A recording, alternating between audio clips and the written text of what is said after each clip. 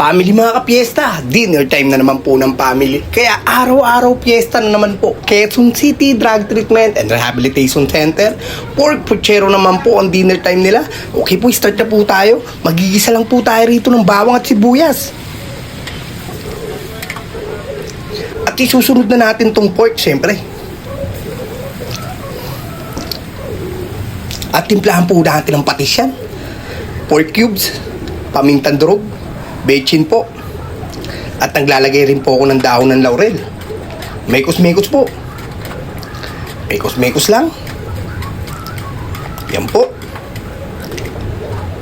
At tatakpan po natin yan.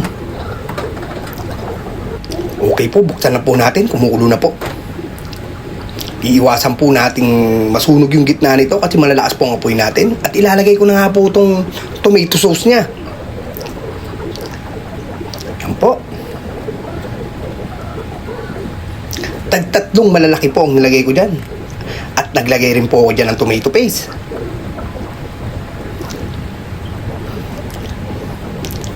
At konting sugar. Then mekos-mekos po. Mekos-mekos lang, mekos-mekos. At tatakpan na po natin yan. Okay po, buksan na po natin ulit. At lalagyan na po natin ng sabaw yan. Yung tama lang po yung sabaw.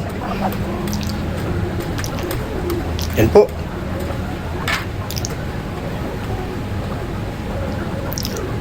Takpan na po natin. At buksan natin ulit, siyempre. Mekos-mekos po.